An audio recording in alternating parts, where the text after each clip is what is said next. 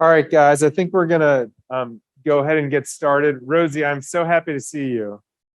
Hi, Rosie, I'm so happy to see you. Sorry, I just got distracted. Rosie, our very first biobank coordinator, is back with us. Everyone's a round of applause for Rosie.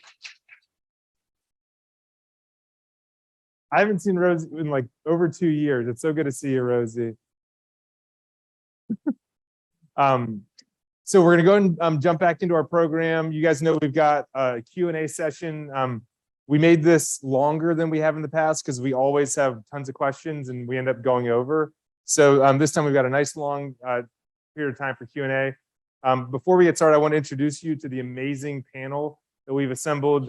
Some of you all see some of our team members or some of our panelists clinically. Some of you I've heard them speak before, but I'll start from my right and move down.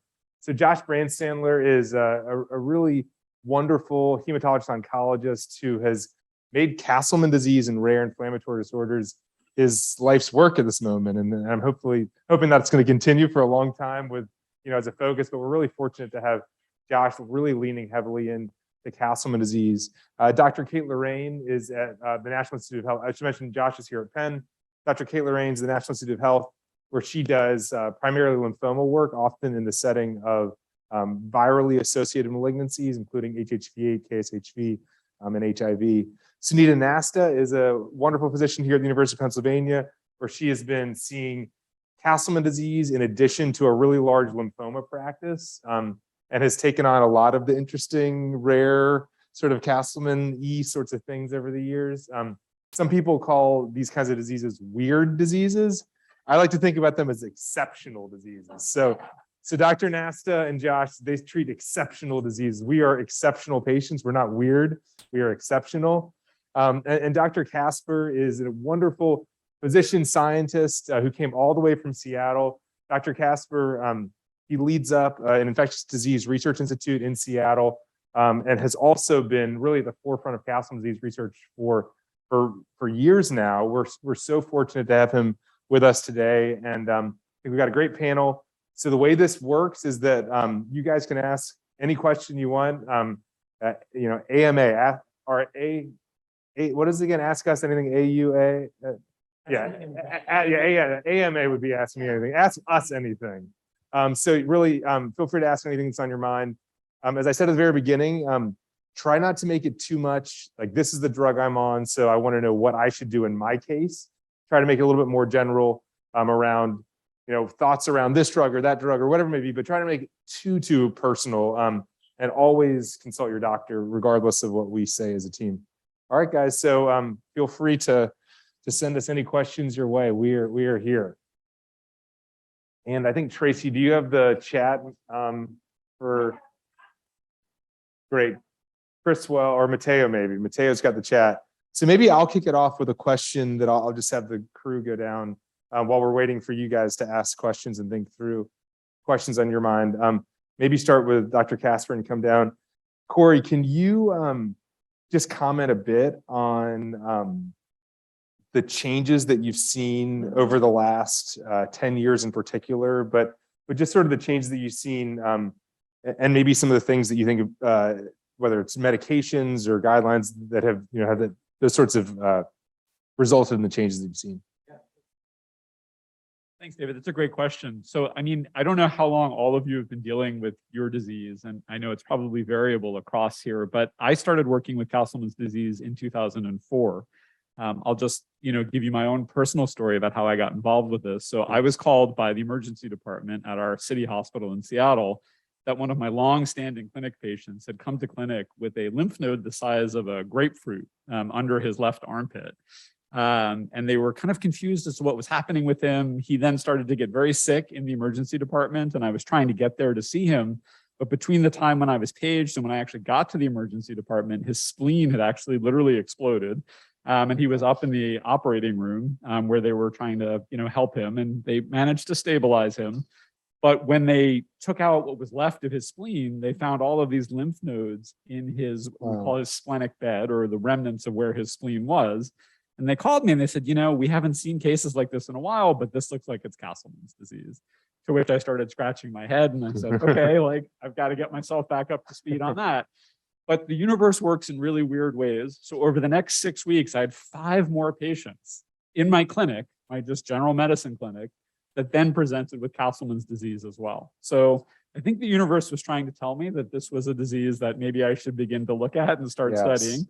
And that was how I first became involved. So that was in 2004. And reflecting back, each of these patients had a very dramatic presentation, and the traditional therapy for them at that time would have been sort of conventional chemotherapy with all of its, regular toxicities, and all of them were too sick to be able to get that at that time. So really, I remember the frustration in not having any tools with which we could use to treat these patients effectively, other than giving them some steroids, hoping that sort of their disease would calm down enough and they could recover so that we could begin to treat them. So fast forward ahead almost 2 decades, and it's remarkable as to where we are right now. And I know many of you, certainly, the patient that I have here, I know has benefited greatly from some of the treatments that we've developed over the last 2 decades, but there still is a lot of room to go. And so we talk about this a lot when we get together and we talk about Castleman's disease as clinicians and researchers. And I really want to hear this from all of you. I almost would turn the question around, but one of the things I guess I would say is that I think there's 2 areas in my mind that we still have a long way to go in. So one is that, and I think we've heard this already today, in patients who are on these medications that are effective, obviously these are what I would call more palliative than curative, right? So they're making you feel better, but they're not actually getting rid of your Castleman's disease. So how do we approach what is a chronic disease? And we have lots of diseases for which there's no cure, things like diabetes or even high blood pressure. But the medications that we use to treat those tend to be less expensive and tend to be, easier to take. So can we get to a place with Castleman's disease where we can manage this chronic disease with a regimen that actually is even easier than the regimens we have right now? So I think that that's one sort of frontier that we still have for Castleman's. And then unfortunately, all of us here, I think as Castleman's clinicians, see so many patients who still don't benefit from the treatments that we have available. And everyone here is involved in trying to evolve those next generations of therapies. But my own personal opinion is that, once you've sort of taken off those patients that respond to the first lines of therapy, then you start getting to the point where there isn't any one drug that everyone is beginning to respond to, because there's probably many different things that are causing the underlying diseases. And I think that at that point, how do we really bring effective therapy to the people who aren't responding to the first and second lines of therapy? So to me, those are the 2 biggest challenges we have right now, David. And I think that I'm really encouraged by the work that everyone here is doing, that we'll get to better therapies, more easy to tolerate therapies. But I still feel like, unfortunately, right now, for patients with Castleman's disease, the therapies that we have are still difficult to take financially. They're still difficult to take in terms of your life. You need to come in for infusions. And there's still some people who just don't benefit. So that's where I think, if I were to give the state of the research right now, that's, I think, where I see it. But I'm curious about all of your opinions. Yeah, I love that. And actually, Sunita, when you go through and share your thoughts, I love that, Corey, you started out with kind of how you first got into Castleman. So Sunita, I don't know if you want to share maybe your first foray into Castleman's, and then also just any general thoughts that you have. So I went into internal medicine and then oncology because I love puzzles. Okay. And I seem to We've got puzzles. Nice. We got plenty of puzzles in this room, right? If you are a puzzle, there you go. So that's why when I get called from the ICU for this case that no one can figure out, I'm usually the one at the bedside scratching my head. And a number of these patients ended up being Castleman's disease. And the progress that I've seen since being here at Penn since 2001 is that now I can say that I have a team that can tell me if this is Castleman's or not. Okay. And I think that that's a real step forward in that now I can say with confidence that, okay, this is really Castleman's, because I see the changes that are Castleman's, and you have the inflammatory and cytokine profile that fits, and developing that diagnostic criteria with the teams of scientists and clinicians that I've been working with through David. has really made a difference with that aspect. But I agree with Corey that we have so far to go in figuring out what is that next best therapy. I do think that there are a portion of patients who can achieve long-term remission. But there are other patients for whom this is a chronic disease. And we still need people like Josh in the lab who will help us find that science that will be able to tease out who will get what. We're not there yet. And you guys will help us do that both by your participation and by your interest and by your advocacy. So I'm looking forward to seeing where we go in the next 10 years. But I think that's where we have that gap is I frankly believe it's more than one disease. Even in people who have a single entity, like hyaline vascular Castleman disease or plasma cell variant Castleman, I don't think it's a single disease. And until we are able to define that better, to define the deeper cellular or molecular roots, we're not going to get to an answer. Thanks, Anita. Kate, your origin story with Castleman's? So I work in the HIV and AIDS malignancy branch at the National Cancer Institute. So most of the patients that I care for have HIV and also have HHV related Castleman disease. And so we have really good treatment for HHV associated Castleman disease. And so I was really inspired by a great doctor, Tom Uldrich, who is on the scientific advisory board here with David. And he showed me how to care for these patients when I was a young doctor in training and showed me how patients can be extremely sick and then get a lot better really quickly. And so he really taught me how to care for patients, which is really, really wonderful getting to work with, people like you. And it makes everybody feel great when people get better. I think where we still have a lot of work to go in HHV related Castleman's is potentially on the diagnostic side. It's also very difficult to diagnose idiopathic Castleman disease. And what we've been learning through some collaborations at the NCI with our pathologists is that we've actually been able to now diagnose Castleman's without doing a lymph node biopsy, by actually just looking at fluid in abnormal places in the body, like around the lung.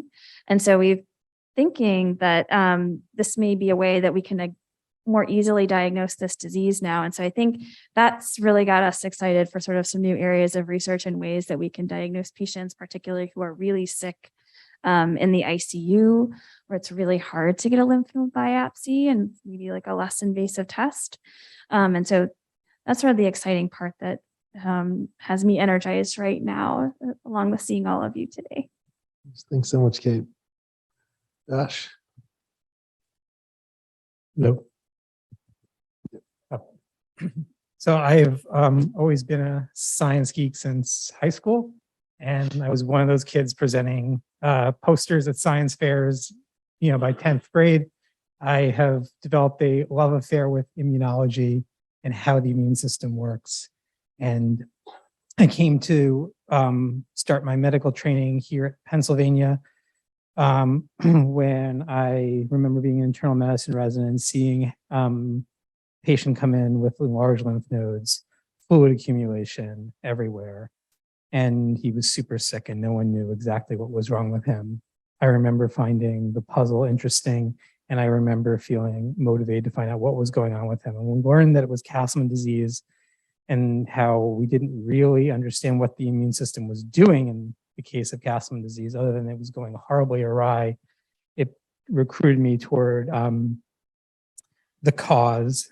I then happened to sit next to David pretty fortuitously at a medical conference, at a medical seminar that was going on here at the University of Pennsylvania campus. And we started talking, and I found his story enormously motivating and energizing, and I wanted to be part of the team. And so I've had the good fortune to take care of many Castleman patients under the tutelage of Dr. Nasta here.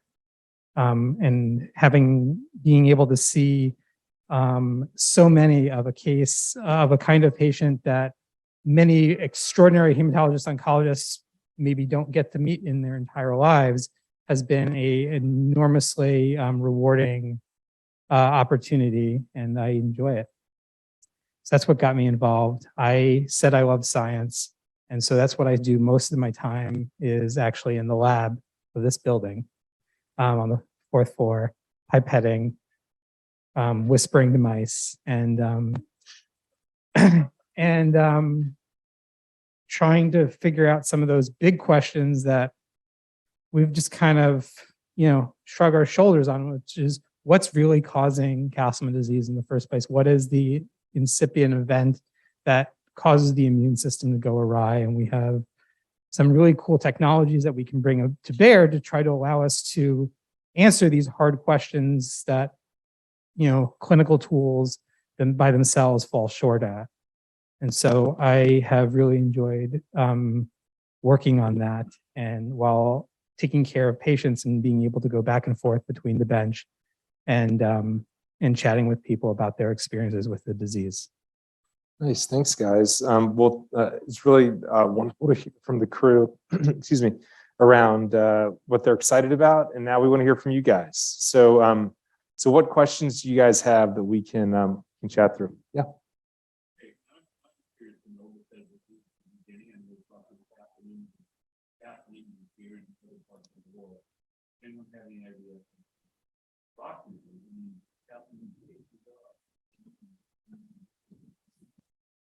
We have ideas. Super difficult to answer. What's our concordance rate, David, now? Oh, between pathologists, it's not good. It's not good. So here's the problem. Josh and I see 1 to 2 new cases of Castleman's at least every month. Okay. And I'd say half of them are not Castleman's. They come with a billing of Castleman's, but their pathology doesn't match, or their inflammatory milieu doesn't match. And so we have a general idea of how many cases are out there, but there's probably people who are incorrectly diagnosed as Castleman's, and there are people who have Castleman's who are given a different diagnosis. So that's why I can't give you a number. Exactly. And I mean, the limited information we do have is from claims databases where you look for people who have a code for Castleman disease. And to Dr. Nash's point, you might have a code for Castleman disease, but that doesn't necessarily mean you do. And you might not have a code for Castleman disease, and that doesn't mean that you don't have it. But at least from the claims data that we do see, the estimate that I think is probably closest to, if you look across claims data from the United States, somewhere between 2,000 and 5,000 new diagnoses a year of Castleman's. That includes the sort of whole spectrum, unicentric, multicentric Castleman disease. But the numbers are probably not that accurate. What do you think, Corey? Well, I was actually going to give a bit of a plug to David because I think he's so modest and a kind of a silent hero here. I'm sure he's had many rounds of applause, but I just want to, you want to know why I flew all the way across the country? It's because David asked, and I would do anything he asks. But wow. But I think he's being very modest. So I spent a long part of my career working on cancer in Africa, and I lived and worked in Uganda for many years. And it seemed to me that we should be able to know how many cases of a given disease we had. And I was pretty amazed when I first started working in Uganda that they didn't know how many cases, let's say, of cancer they had. But then I started asking around here in the United States, and I said, well, how many cases of these different cancers do we have here in the United States? Because we must know. And what I learned is something that may surprise a lot of you and maybe even some of our panelists. So when we count cancer cases here in the United States, it's an estimate. So we actually only cover about 2/3 of our country.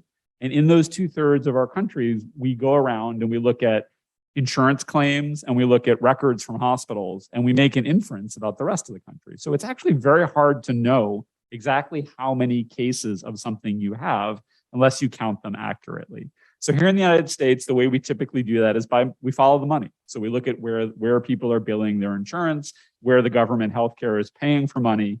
And that's through a system called the International Classification of Diseases. So there has never been a code for Castleman's disease. So when you would go to see your doctor and they would charge you for for your care for Castleman's disease, up until very recently, they would have to look at this list of literally 1,000 different diagnoses and pick one that sounded appropriate. And so they may have picked, well, you have large lymph nodes, or they may have picked, you've had fevers for a long time, or they may have picked that you kind of look like you have lymphoma, but it's atypical. And so they could use whatever they wanted to use. And for that reason, there was no way to measure it.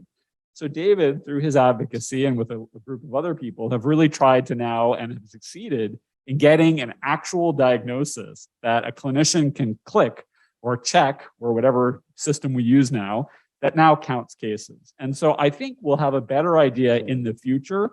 And David has published on the initial results of what this looks like to use this. But just when you start using a system like that, it takes people a long time to get up to speed and really begin to use that system. So I think in a few years, we'll have a much better idea of how many cases there are. Right now, we just have estimates. And I think right now, what we do know is that there's been many different studies, and they're coming up with roughly the same number, which is somewhere between 2,000 and 10,000 new cases of Castleman's disease every year in the United States. But again, this was a bit of a plug just to recognize David for the work that he's done, and to say that it's one of those things that like, it's completely under the radar. Like, you know, it's one of those things that is so not sexy to think about like, oh, I got another, you know, of a million numbers, I got a number for Castleman's disease.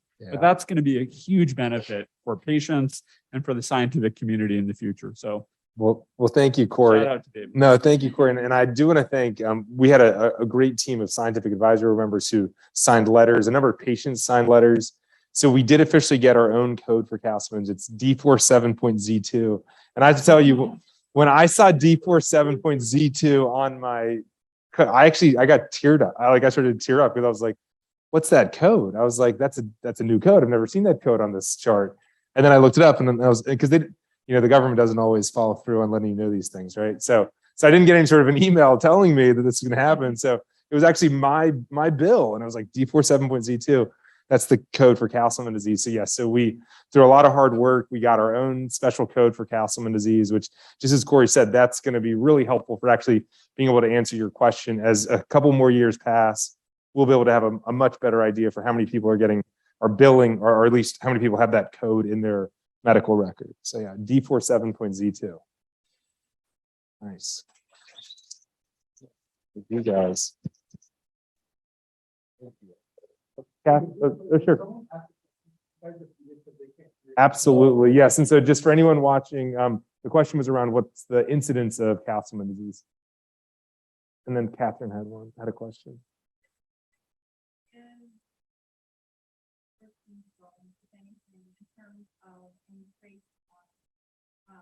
Is there anything hereditary on? Is there anything environmental? Find any pattern?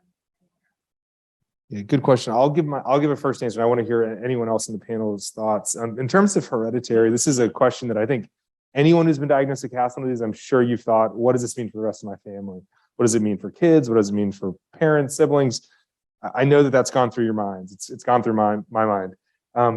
Right now, what we know from our registry is that less than 5%, maybe it's even less than 2% of all of the patients in the Castleman disease registry have more than one patient in their family with Castleman's. That's, for me, very reassuring that there doesn't seem to be any sort of reason to believe that if you have Castleman disease, you should expect one of your children or a sibling or someone else in your family to develop Castleman disease. Of course, it's not 100% because we do have some families in our group of 500 patients. It's very rare. And even in those cases where there are multiple patients in the family, we do tend to have some difficulty confirming the diagnosis. As Dr. Nasta mentioned, lymph node changes are sort of variable. But as of right now, I don't know about you guys, but I would not counsel a patient to say, you know, you should be concerned about a child or a sibling. But interested to hear you all's thoughts, and especially on the question around environmental exposures. Any thoughts on that? I think that's so difficult. So I treat lymphoma, and I have patients who come in all the time with the Roundup case. And even with a known carcinogen like that produces a particular entity, I can't necessarily link someone's lymphoma to that unless they have very prolonged exposures. So actually documenting an environmental trigger for a disease as rare as Castleman's becomes that much more difficult, because there are so many confounding factors in terms of evaluating what has been the trigger. I think that's what we're all looking for, but as yet we have not been able to find a particular trigger, unless it's a virally associated Yes. one, and Kate has more experience. Well, I think we can look at HHV associated Castleman disease as it is an environmental exposure. It's a virus that you can pick up. And as an example of potentially what could be some of the triggers for, the other potentially multiple different types of Castleman disease, since the symptoms are so similar between HHV associated Castleman and idiopathic Castleman disease. I know David's done a ton of work looking for viruses that could trigger idiopathic Castleman, but there is likely something that potentially it is, and it's why you all being here and participating is so important in the registry. Corey?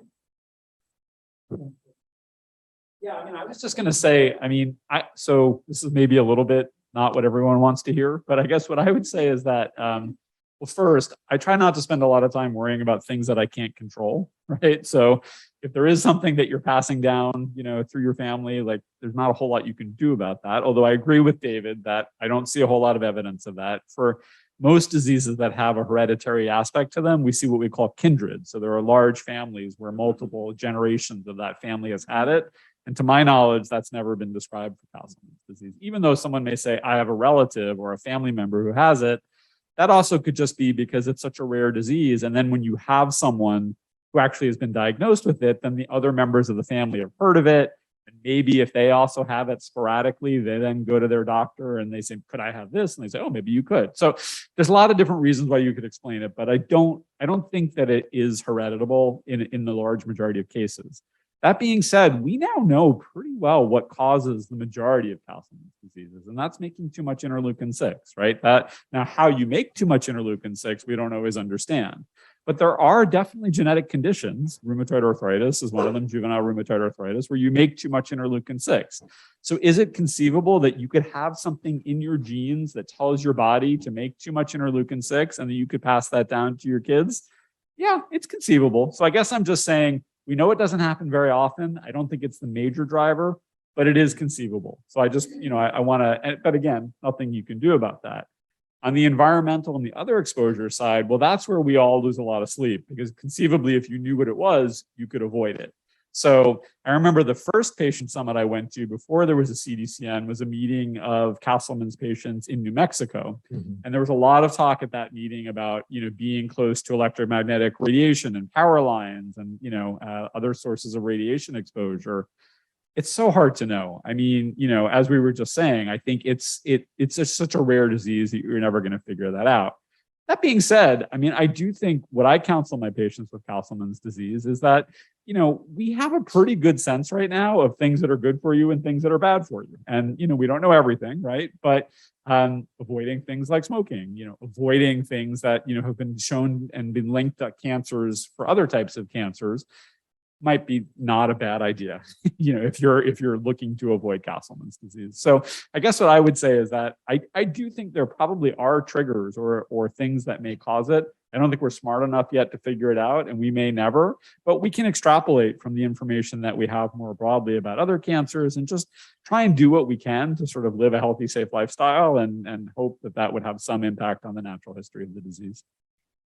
I do think that most patients will say that something triggered from an inflammatory standpoint. What triggered that inflammation is what we don't know. I think later on in the session, you'll be talking about COVID and Castleman's disease and some of the similarities that has David going down some research routes to look at the cytokine storm of COVID and how it's very similar to the cytokine storm of Castleman's. It's amazing where research is leading us. But as a clinician and a scientist, it's like every question I answer seems to create about 10 others. Yeah. So sorry for the uncertainties, but I think that's what we are. Comments? So I was just going to add a couple more comments related to that question. So I really like Dr. Lorraine's comment around thinking about HHV8 positive MCD as being informative as we think about the other forms of Castleman's. And so even with an HHV8 positive MCD, where we know the virus that causes it, human herpes virus 8, or also called KSHV, even in those patients, we know that many more people get infected with that virus who never get KSHV associated MCD. So you think it's between 5 and 10% of Americans get infected with KSHV? Isn't that the sort of the number? Okay, so maybe less than 5%, but certainly many more than get Castleman's, right? So like, let's say 5% of Americans get KSHV in their lives. Way fewer get a KSHV associated disease. And so what that tells you is that you have to get the virus, and you also have to have something else. So maybe it's genetic, or maybe it's another exposure.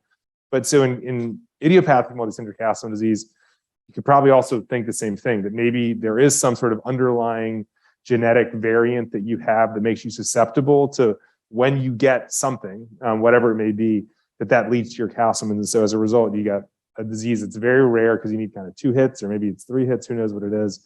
But that's one comment. The other is, as Dr. Nasta brought up, we've done a lot of searching for pathogens in Castleman disease patients. So in blood and also in lymph node tissue, looking for evidence of viruses, bacteria, fungi that could maybe explain and trigger the immune system response. For us, that was like the #1 hypothesis and research questions. Okay, Castleman's can be caused by a virus in HHV8 positive MCD. Therefore, we should look to see if Castleman's can be caused by a virus in idiopathic. And we looked really hard. We've used 2 different orthogonal approaches on the large sample set, a third approach on a smaller sample set, and have not been able to find evidence of virus or bacteria, RNA or DNA when patients are sick, when you get their lymph node out.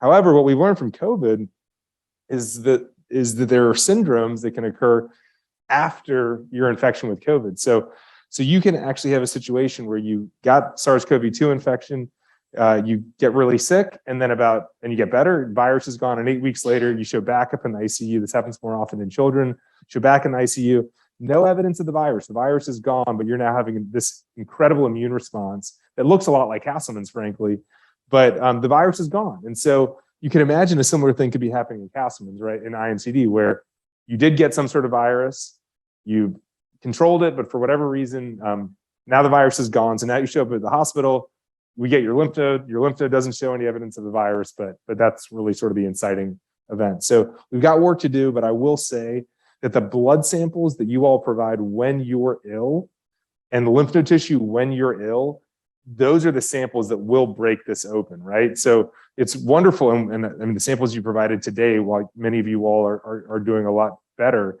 are critical. We're going to do genetic studies on those samples to try to look for things that are associated with Castleman disease. But those of you that when you've been sick and you've sort of made it a priority to work with your doctor to give a blood sample or a lymph node sample, which Josh will then process, those are really helpful in trying to break open this thing. We have a bunch of questions in the Zoom, so we could jump back and forth from sounds that. great. And also, the people are asking if you guys can speak a little slower because they can't really hear it over the Zoom. Sure. First question, can things such as diet or stress reduction have an impact on my Castleman disease? People ask that all the time.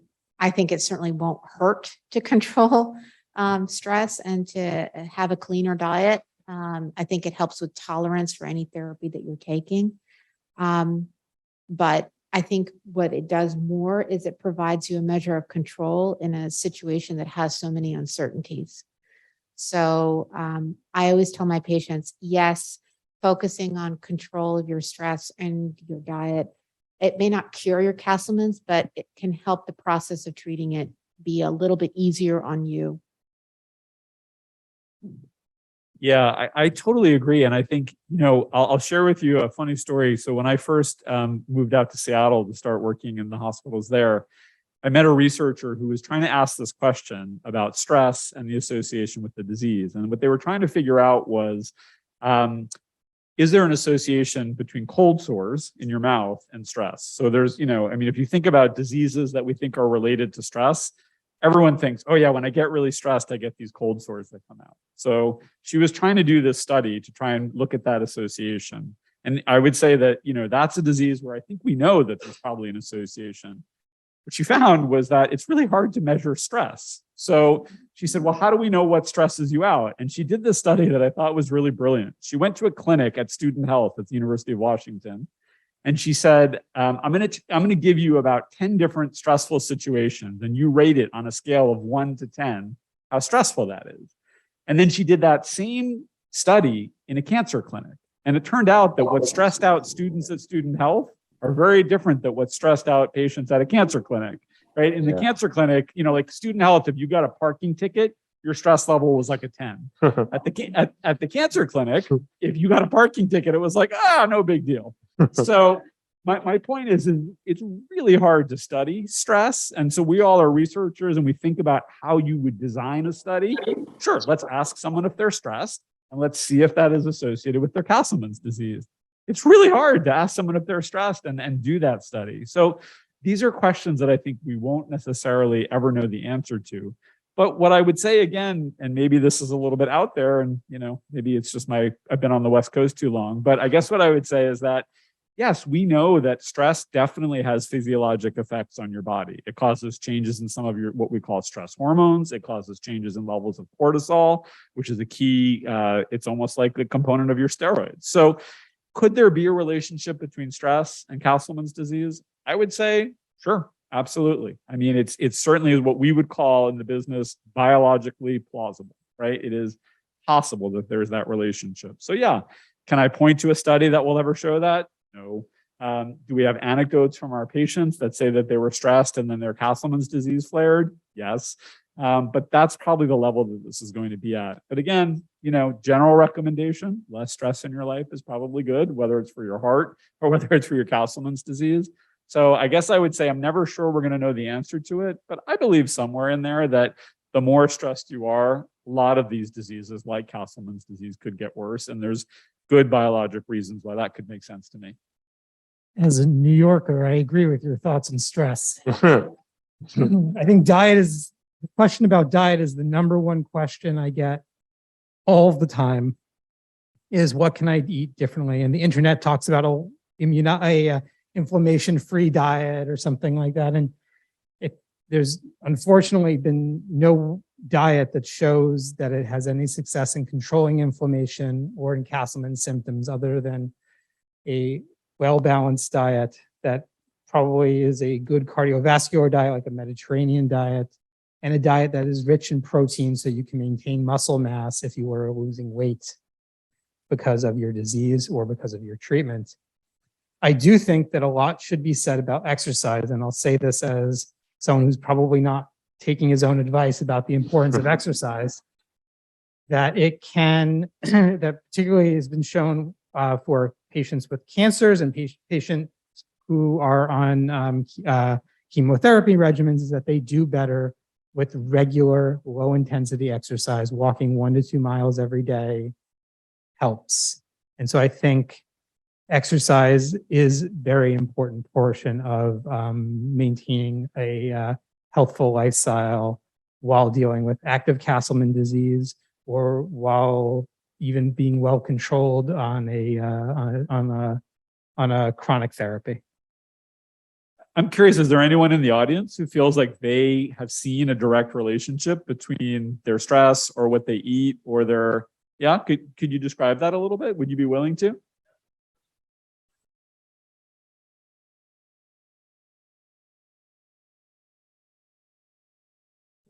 Very stressful for me.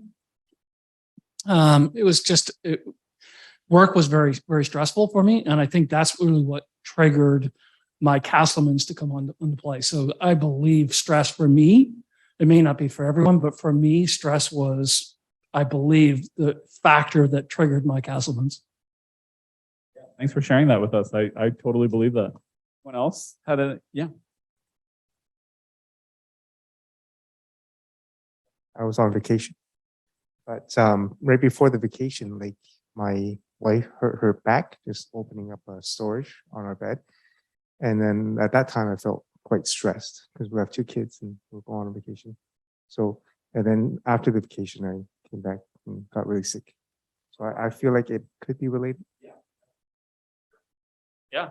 Anything else? Anyone with diet or anything else you've noticed that has made it better or worse? David, I know you've lived with the disease for a while. Anything you've noticed or done that you feel like, has helped you? Yeah, it's a good question.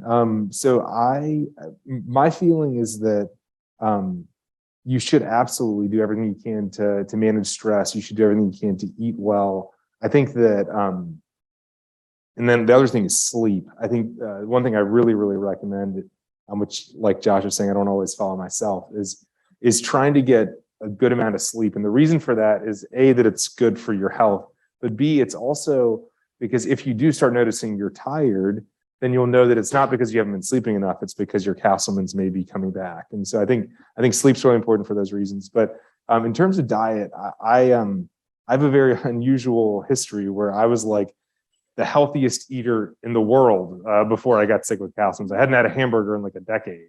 And then I got Castleman disease, and all I ate was like salads and worked out all the time.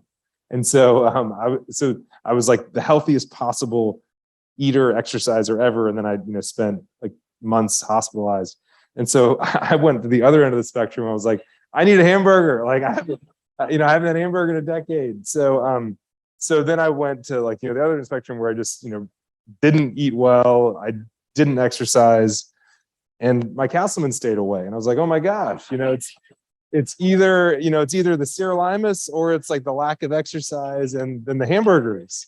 But in all seriousness, I've come back to the middle. And so, and I do think that there's really important value to sleeping, exercising, eating well. And I think we should all do those things because just as Dr. Nassa said, these are things that we have in our control. And I know that I could not have eaten my way out of like getting Castlemans in the first place because I wasn't eating anything when I was in the ICU, right? So it's not like I could have like had an anti-inflammatory diet because I was incapacitated.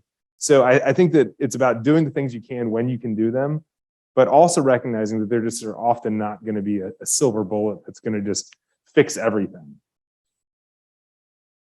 I think it's really important too to mention that whatever you did before you got Castleman is not what caused your Castleman's disease. Like, so your diet, if you didn't exercise, that's not why you have Castleman's disease. I think a lot of patients want to know, like, was it something that I did? Yeah. Is it because I've been unhealthy? And that's just not the case.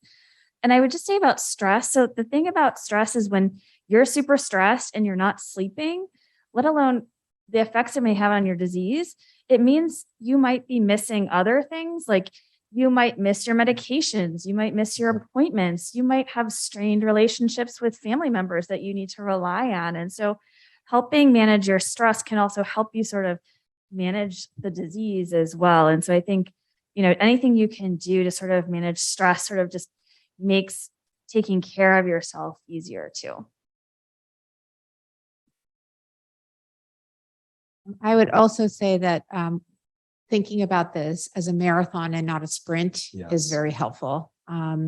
If you've read David's book, you know that this is something that can come on all of a sudden, and having that kind of marathon idea that this is something that you're going to be working on, that you're going to be improving your endurance, improving your basic health care on a daily basis can also help you manage the fact that this is going to be there until David and Josh find the cure. That's right. We have a bunch of questions. Yeah. Here on this side.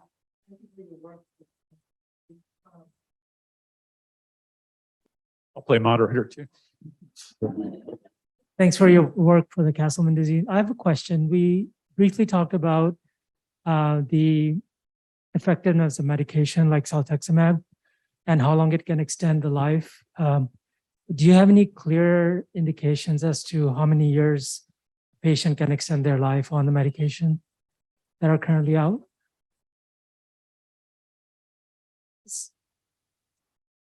So if you were here for Fritz's talk, there's a wide range of how long people have been on Siltuximab. I have some patients who have been on it now 6 or 7 years without any problem. They've gradually lengthened from 3 weeks to 6 weeks and are managing their health that way. But I also have patients who've taken Siltuximab and then needed to move on to other therapies. we're still in a bit of a black box as to describing exactly how to predict who's going to do well the longest on this. But you know, your participation with CDCN will help us get that data together. But I have had patients with very prolonged, good quality of life on Siltuximab. Yeah, and I would just add to that and say that, so a bunch of us here have published that we looked at those initial patients who first got Siltuximab in the early days of the clinical trial. Believe it or not, it's been 15 years since that initial trial. And the amazing thing is like 70% of the patients are still taking Siltuximab and having no problems with it. Of the ones that stopped taking it, it was a variety of reasons, but not really because they had a problem with it, more just because they felt like they didn't need it anymore or they didn't want to pay for it. But 70% were still taking it and really no long-term problems were identified. So I think the question of whether it remains safe, I mean, yes, it's small numbers, but I think, yeah, I think this is a pretty safe medication. I do think we, you know, in the future, we can and we will do better. But I think for right now, what most of my patients are concerned about is, if I have to take this every 3 weeks for the rest of my life, is it safe? And the answer to that appears to be that it is. I'll just add one more comment to that. Really good question around outcomes. I think it's important to know that when you have idiopathic multicenter Castleman disease, that controlling your disease is the key to doing well long term. And by that, what I mean is that if your disease is in remission and the drug is keeping it in remission, there is not another thing that could somehow sort of like take your life away that we know of that you're at increased risk of. It's not like there's, you're doing really well and there's this major risk of stroke or heart attack or something else that could sort of take your life while your Castleman's is under control. They're just, we don't know of anything else. So keep your Castleman's under control, make sure that you're on the right therapies for that. Don't overtreat it by being on a bunch of therapies that are maybe going to weaken your immune system. So maybe you do have some other thing that comes in and affects you. But if you can control your disease on the right amount of therapy, so you're not increasing your risk of infections and other stuff, there isn't sort of like this other thing that could, you know, limit your life that we are all aware of and that we're worried about. It's getting your disease under control. Your disease under control, you can, you know, do the things that you want to do with your life. And, you know, I have a 10-month-old and a 4-year-old, and we were very thoughtful about, you know, whether we felt comfortable doing this. And of course, no one in this room, whether you're Castleman's or your loved one, has any idea what tomorrow is going to bring. I mean, no one knows about tomorrow. But I can tell you that, you know, we do believe that if you can get your disease under control, you should live your life and make sure you're doing the things that you want to do, because you should feel confident knowing that there is a chance, I don't know what it is, but a chance that the drug you're on is going to keep helping you. The analogy is a chronic illness like diabetes. So just as diabetics really have to control their disease to prevent end organ damage, they try not to overtreat, they do just enough. That's what we kind of have to focus on. If we find that right therapy that's controlling the disease, we do just enough to protect you from the effects of the disease that could then shorten your life. Okay, we have a couple more questions in the chat. Firstly, Allison, all the way from Australia, wanted to respond to Dr. Casper's question. She says she takes vitamins such as folate, vitamin C, magnesium recommended by her hematologist, and that prior to her diagnosis, she took probiotics, but she doesn't take them anymore, and she's the same. A question is, can you have IMCD NOS and have it develop into IMCD Tafro? We have not seen that before. So patients with idiopathic multicenter Castleman disease can either have what we call the Tafro subtype, which tends to be more severe, patients with low platelet counts, or what we sometimes call IMCD NOS, which means you don't have Tafro, you have generally high platelet counts. And we have not seen anyone cross over. Like we've never seen anyone start as Tafro, become NOS-like or NOS and start and become like Tafro. And then one other question, a patient who is on their 4th dose of Siltuximab and is getting better, lost a lot of weight. They want to know, when can they start exercising to recover the muscle mass? And how long does it normally take after you begin treatment to regain all that lost weight and muscle mass? That's a tough clinical question. Generally, what I tell patients when they've lost weight through cancer cachexia is you imagine 2 intensive days of therapy for every day lost. So say it took you 3 to 4 months to recover from your illness. Imagine double that with intensively working on muscle gain to get back. Actually, I think I would just add one other thing to that. So, and I'm curious what everyone in the audience says about this, but one thing that we don't talk a lot about, I mean, Siltuximab has really been, I would say, a transformational therapy for Castleman's disease. But if you read the studies, and I think most of us who use the drug, and I'm curious, I hope I'm not going out on a limb here in saying this, it does have 2, I would say, pretty significant side effects, and they're kind of related. One is that in general, people gain weight. And then the other is that they tend to, their triglycerides, their fats in their blood also tend to go up. And we think that that actually is a side effect of the medication. But what I've noticed in my patients is that when they start taking Siltuximab, I think there's 2 things that happen. One, they feel so much better. So they're not having this anorexia or not, inability to eat. They're feeling hungry. So they start eating. I think the second thing that happens is that, that the drug itself is causing changes in your body. So I guess what I would say is that you may, for whoever's asking this question online, pretty soon they may be faced with a slightly different issue, which is that they may be gaining too much weight. So I don't know if anyone else wants to speak to that, but it's very common in the patients that we treat with Siltuximab. Okay. It's a bit of a broad question, really. Since the Castleman got its own classification, this might be a bit of a dumb question, but is that a worldwide classification? So wherever you are in the world, that will actually be registered as that. And is there a definitive link since we've been classified as the numbers of people being classified with it, has that gone up? I mean, are we, although we're still rare, are we becoming more common? Or is there any definitive link to just because since it's been classified, our numbers are going up, or are our numbers of people with Castleman disease going up for other reasons? So it just comes back to that same difficulty we kept describing. There are people who actually do have Castleman's who now have the diagnosis. And there are people who don't have Castleman's who have now a designation of Castleman. And so it's difficult to know, but I think what we're seeing is about the same numbers as we had estimated, somewhere between 2 and 10,000.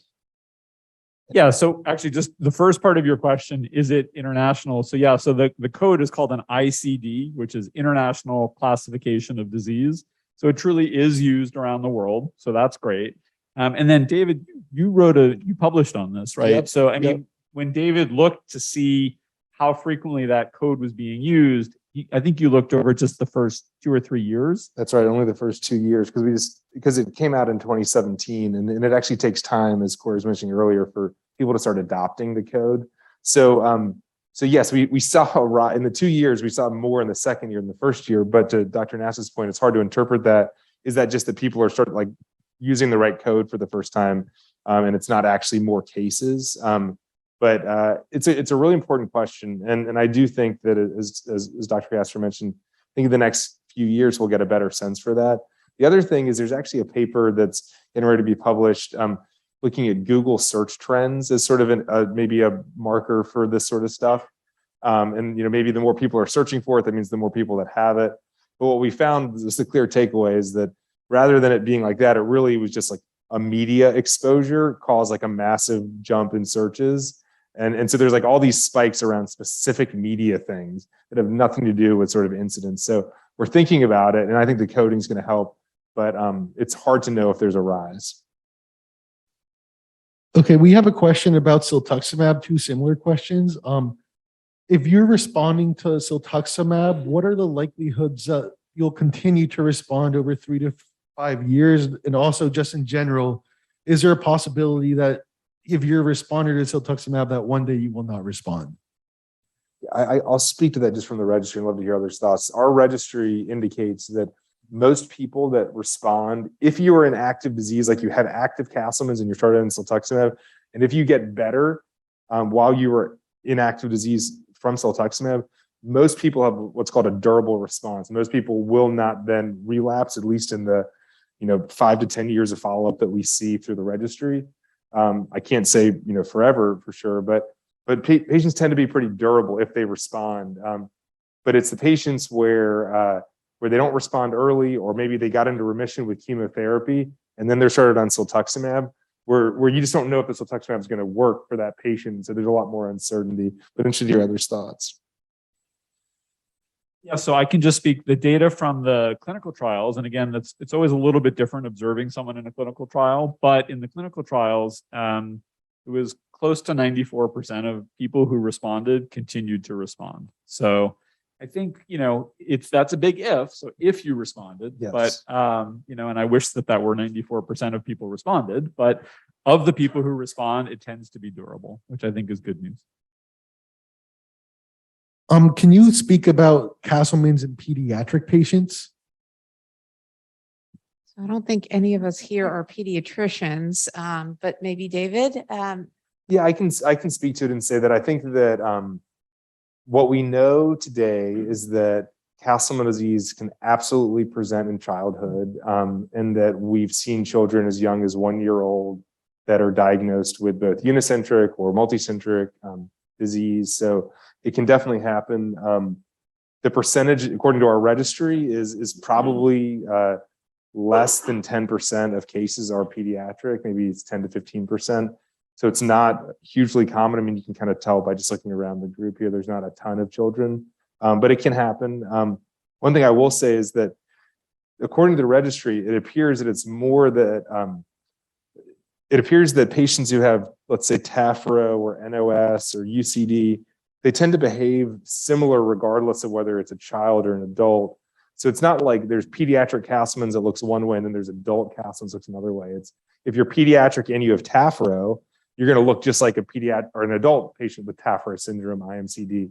And if you're NOS and you're pediatric, you're going to look more like an adult who's got NOS, Imcd. So it doesn't appear that being young makes your presentation all that difficult. Although I will say we do see some really severe, like we've seen really severe cases in teenagers that have gotten really, really, really sick. Again, not unlike what we can see in adults, but we have, and it may just be that that's struck us because they're kids. Like it may be that that's just like gotten our attention, but we've definitely seen kids have really severe cases. I don't know if anyone has anything else to add.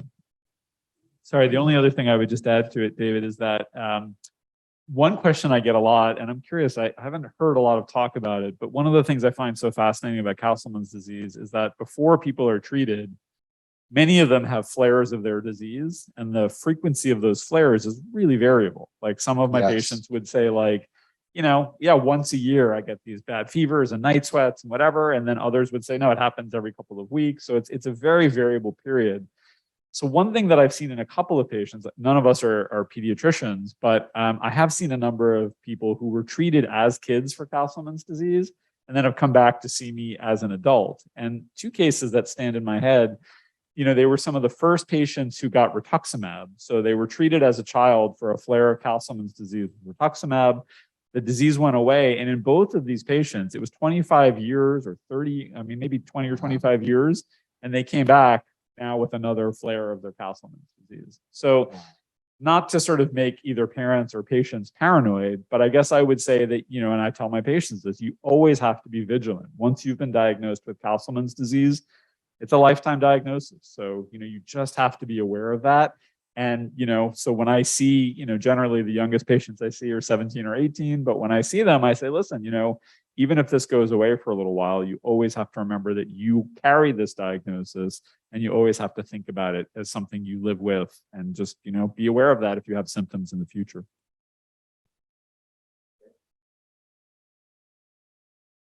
This is a question about advocacy. Our godson died of Imcd Tafro a lot in part because of medical ignorance. It took 3 weeks to get the diagnosis, and by then he was too weak to take treatment. What is CDCN doing? What can we do to make sure that more of the medical community knows? And that this happened just outside, began just outside Philadelphia and a good hospital connected with an even better hospital. So one would expect that they would know. But, so that's my question is how can Castleman's disease be more well-known among the medical profession so that it can be diagnosed? Well, I think David has probably done the most for that in terms of increasing, the medical community's knowledge of Castleman's disease. I know that it was not a disease that I discussed in medical school at all. I mean, I'd read about it, but I never saw it in medical school. I saw it once when I was a resident, a few times as a fellow. It really took me having a series of cases to know enough about it to treat it.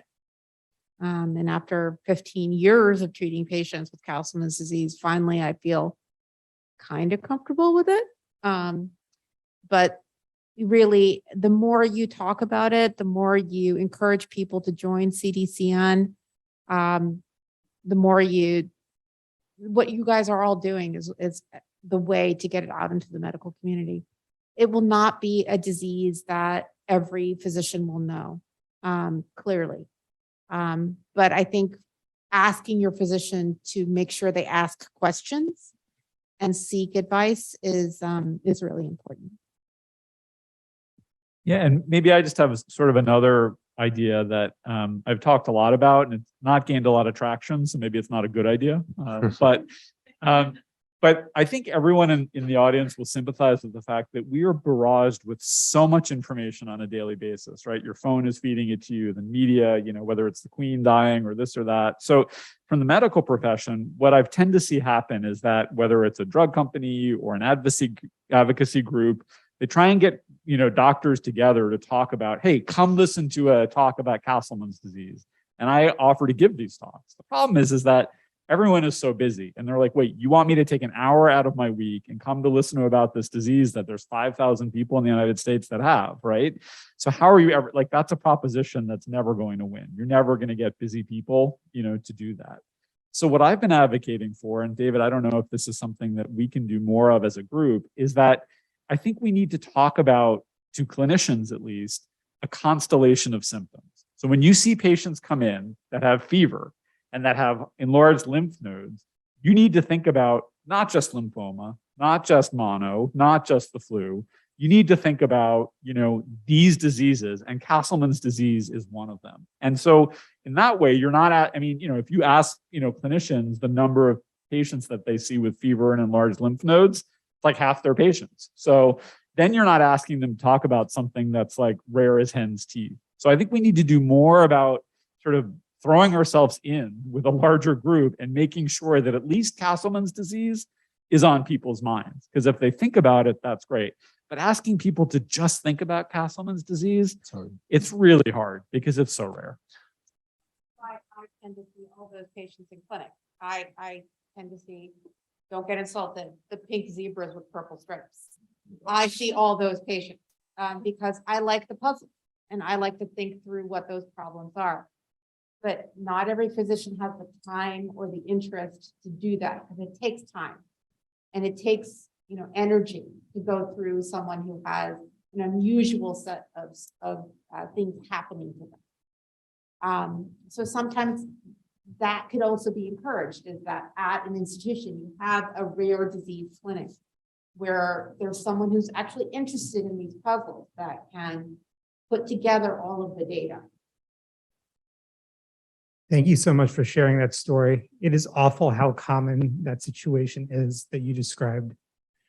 I think no one has done more for advocacy than the person to my left, but I would propose that there's another potential solution in terms of additional research and understanding what causes the disease and providing better ways of diagnosing the disease.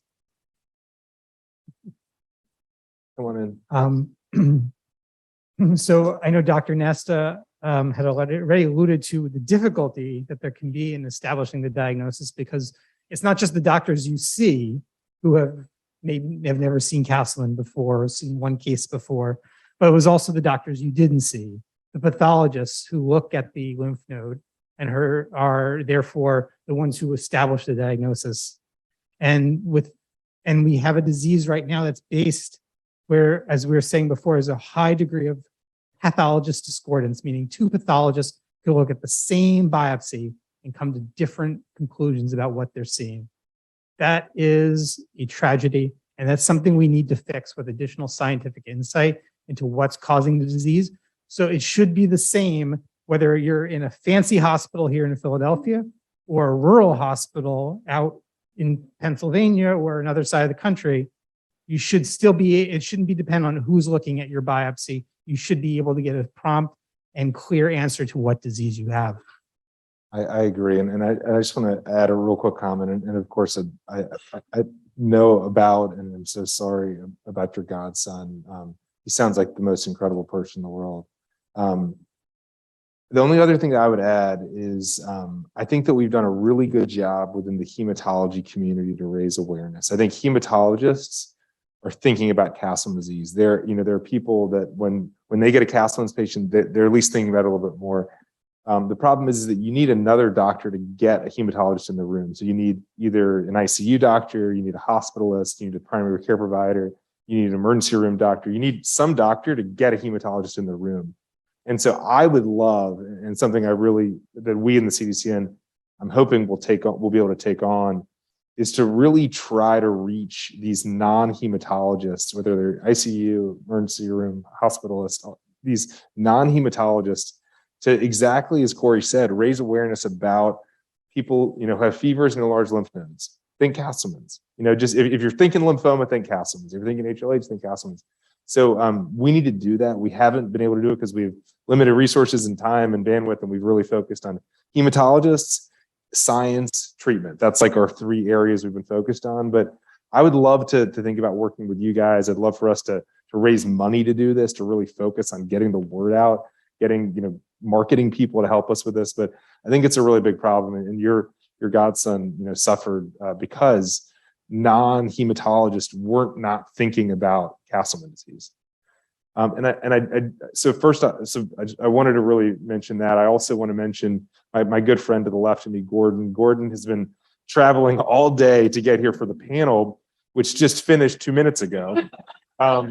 So what I would like to do is I would like to give Gordon the microphone, and he's literally traveled all the way from Michigan to be here, and he's missed the panel. A round of applause for Gordon.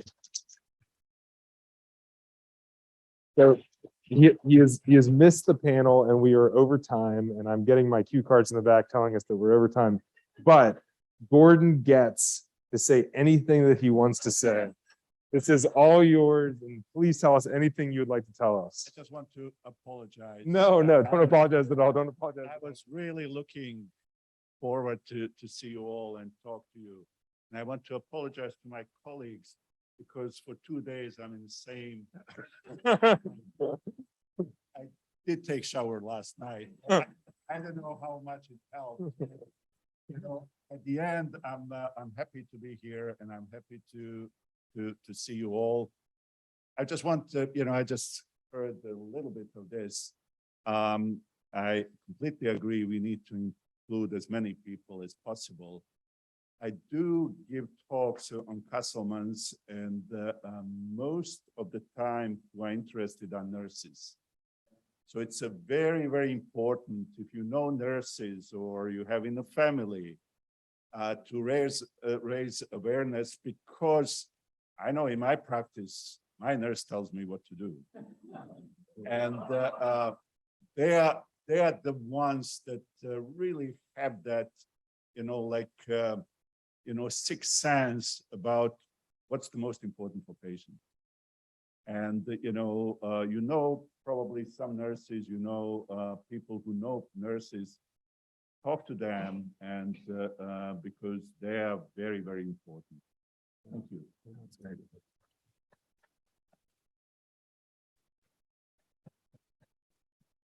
Well, thank you guys all so much. Really, really wonderful questions, especially if there's questions still in the chat or questions that are still in your mind. Obviously, all of us, or some of us will be around a little bit longer, but you can always reach out to us with further questions. I mentioned earlier how amazing Maleva is. If you haven't connected with her before, you should connect with Maleva. She could easily connect you with anyone here on the panel if you have follow-up questions and you want to see anyone clinically.